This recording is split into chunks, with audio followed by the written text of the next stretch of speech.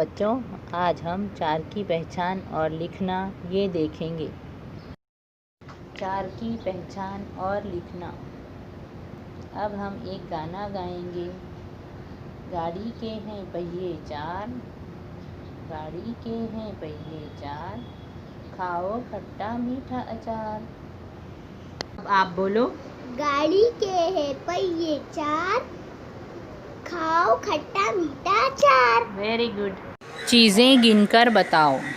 1, 2, 3, 4। हाथ में कितनी उंगलियां नजर आ रही हैं? 3 और 1, 4। अब आप अपनी हाथों से 4 ताली बजाएं। गुड। क्या है? 1 रुपये के 4 नोट। गमले में कितने फूल नजर आ रहे हैं?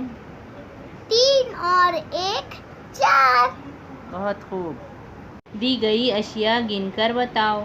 1, 2, 3, 4। आओ 4 लिखें। 4 चॉकलेट में रंग भरो।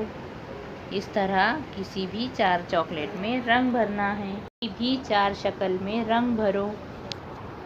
तस्वीर में कई आइसक्रीम दिए गए हैं और कहा गया है किसी 4 आइसक्रीम में रंग भरो।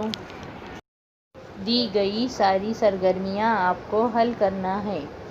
तीर का निशान ये जाहिर करता है कि तीर के निशान की जानिब से लिखना है। सफ़ा नंबर 10 पर दी गई तमाम सरगर्मियां आप अपने वालिदैन की मदद से ज़रूर हल करें।